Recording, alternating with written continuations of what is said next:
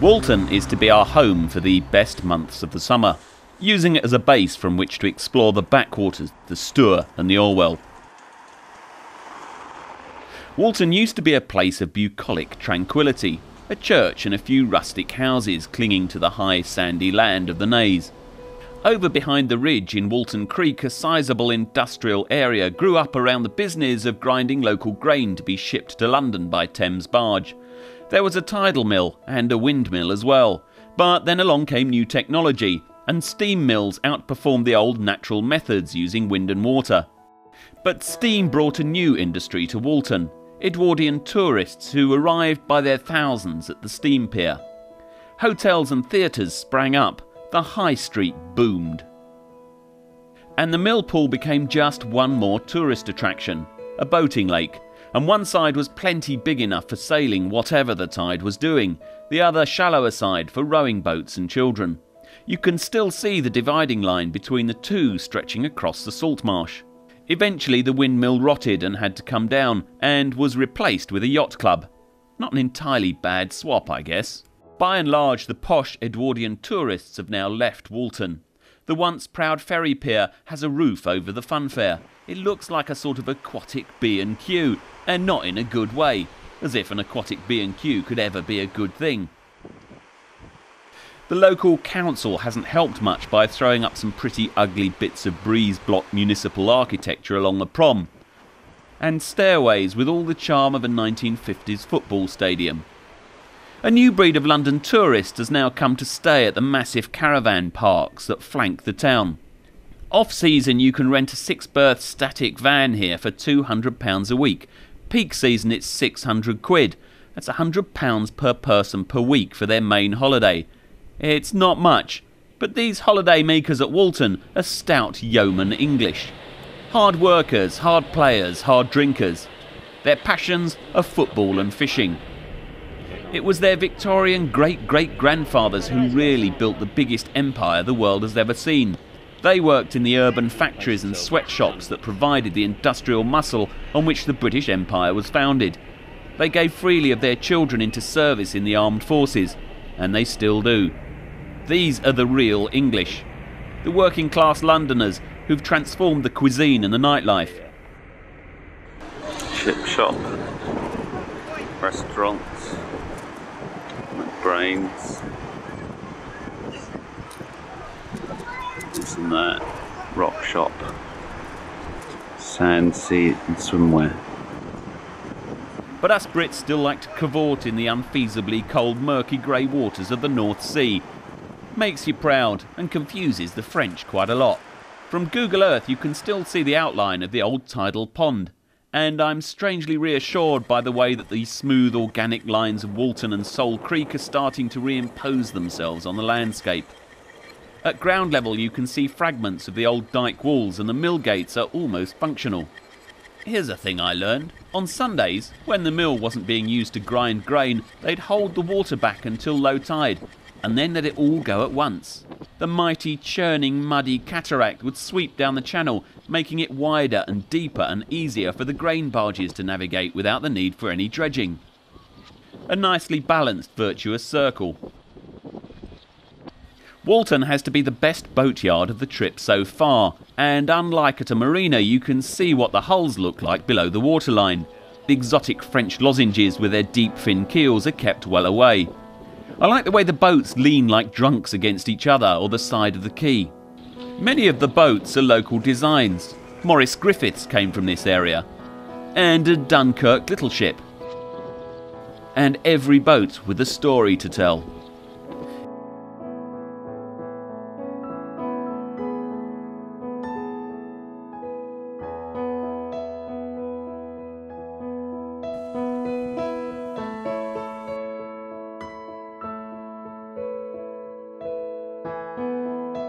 Some people don't like these tidal places. To me they're wonderful, always changing. In the summer the yard is an endless delight of old decaying boats. Piles of bricks, birds and summer flowers. The posh boats are in the one remaining fragment of the tidal mill pond, entombed behind a tidal gate. of terrifyingly flimsy proportions. Needless to say, the Google slug is slumming it with the mud-squatting proles.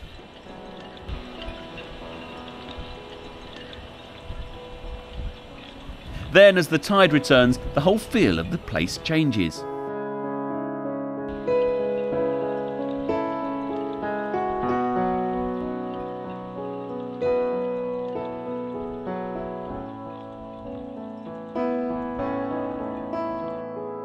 Fish and birds follow the incoming water, powered by the twice-daily miracle of the tides.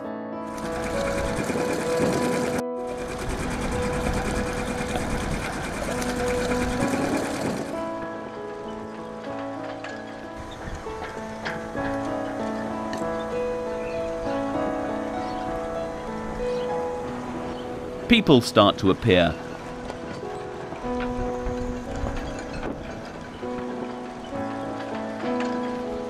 The whole pace of life changes. Boatyard people start to move vessels around, and it's all getting entirely too frantic. Time to head out into the quieter creeks of the backwaters. The weatherman was predicting a classic British summer gale in a couple of days' time. 4 knots, that's all it'll do. It's the genera up, no main. If I put the main up, I'd get another half knot, that would be all. But basically, the hull is going at hull speed. That's as fast as it wants to go. Oakley Creek lies on the opposite side of Hamford Water. It's a lovely little creek.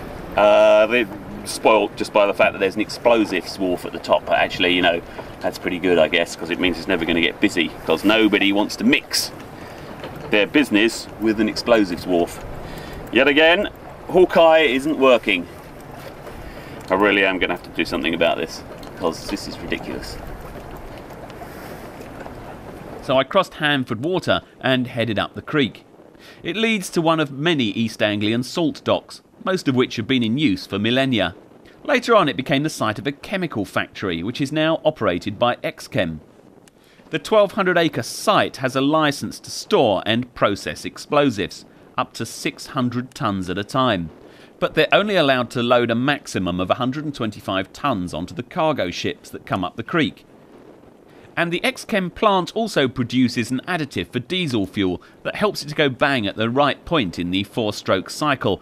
It's called 2-ethyl hexyl nitrate. Sadly, at 100 degrees, it has a tendency to go bang all by itself. Hence the cautiously spaced buildings, strange pipelines and bunded vehicle bays, some with facilities to spray vehicles with water. Over at the wharf there are more bunded bays, because it doesn't pay to park explosives trucks too close together. The whole thing adds a little frisson to the place, because some pretty big ships guarded by nervous, well-armed men pass up and down this narrow creek. This is what you come to the Walton backwaters for.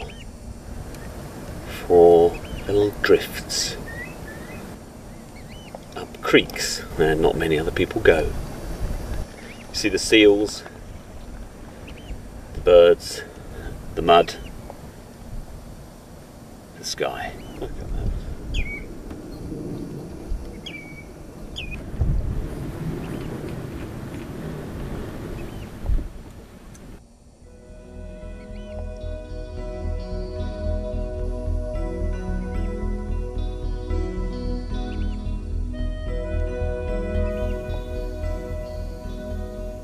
The big yellow pole is used to help the ships turn around so they can come out forwards.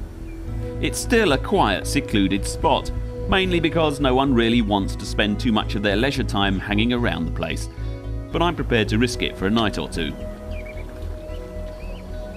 And it certainly doesn't seem to bother the backwaters resident seals at all. 2 types, harbour seals and grey seals. Back in the 80s there were only 5 residents. Now there's a healthy breeding colony of 70. Bloody good show. The red colour on the seal pelts comes from the naturally occurring oxide in the Essex mud. Well, there you are. Both sails up now. Jib not completely unfurled because I'm in no hurry, but it's the first time today. It's just come nice.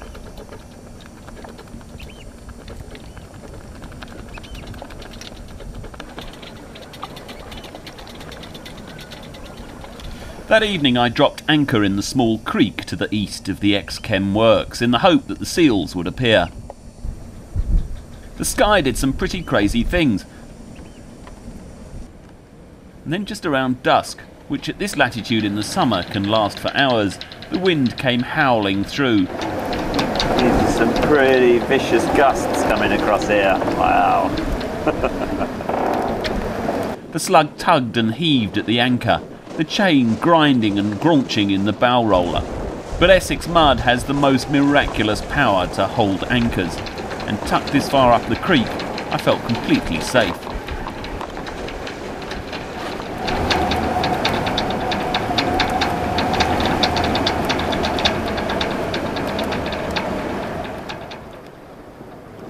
Eventually the seals clocked that I was there, and a few came within sniffing distance, while others hunted in the fiercely ebbing tide. They're all around me. This is Seal Central here. The greys live almost exclusively on fish. The harbour seals are more flexible and eat crustaceans as well. They can all dive to 90 metres and stay down for up to half an hour. Imagine that. 2 whole episodes of The Archers. They can't see much further through the murky East Anglian water than we can, but they use their whiskers to detect changes in the current caused by fish or geography. They perceive the invisible subsurface branched mud channels as subtle changes in water flow. They also have a great sense of smell. Bet we really stink.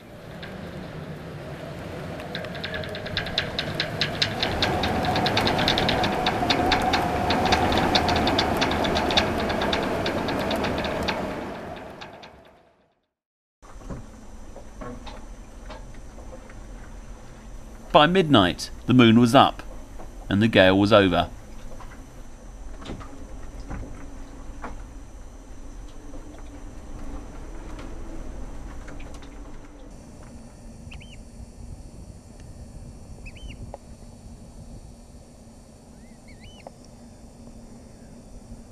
It's horrible o'clock in the morning, and I got up early to watch the seals. As the tide has gone out, they've settled in. They obviously don't care that I'm here.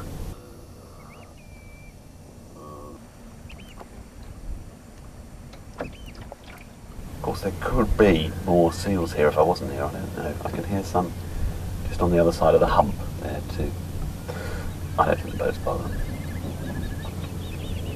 I think they are lovely things to look at. I mean, I know people get emotional about whales and so on, but these guys are just, the females in particular, look fantastic. They just look so feminine.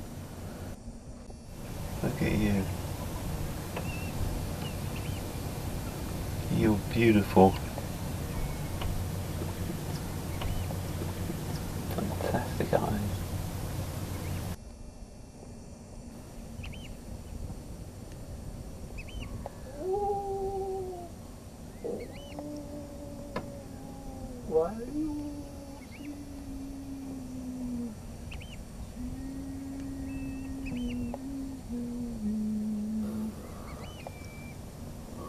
Up my nose. They spend a lot of time on land just kind of lying around. They're hunting, obviously, underwater.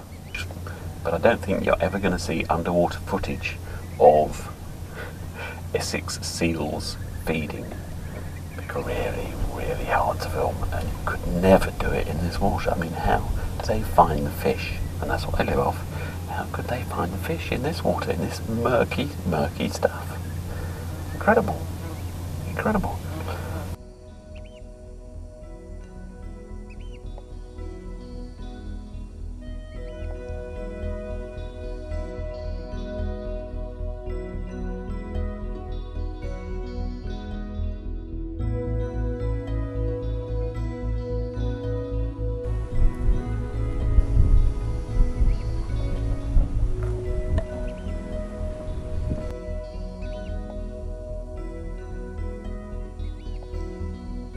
There's another dock here.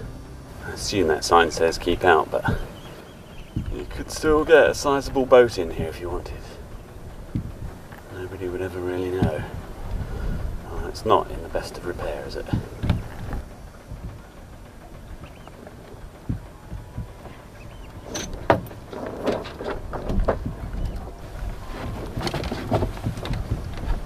This is getting pretty narrow now. Look, there's that on that side. And there's a bank on that side. No idea we're going to get through. It's a rising tide though, so there's sweat.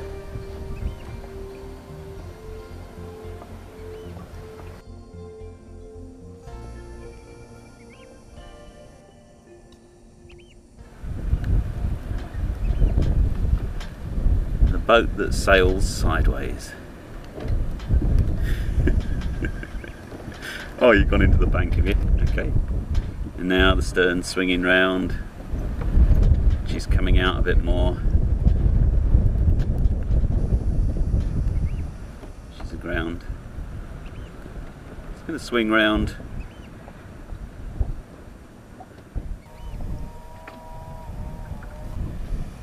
Peeing along the shore this way.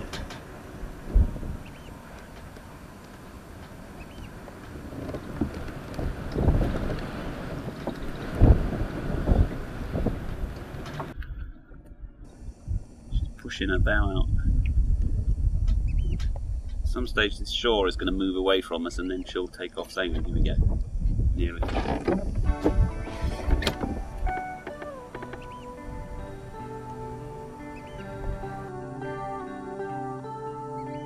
Two streams to go down. One there. Oh, this one here. I think this one might be slightly bigger.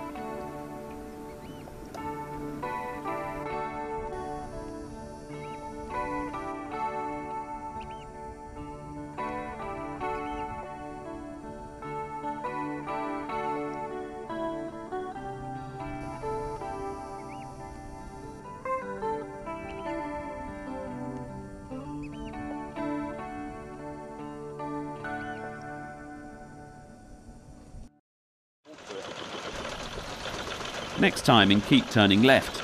That's film 50 if you're still counting. There's Beaumont Quay. It's quite close. The port of Harwich.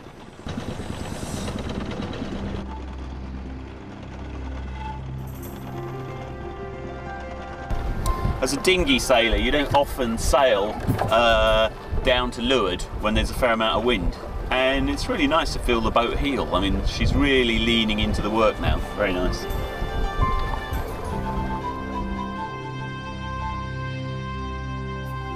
And the peace of the Stour.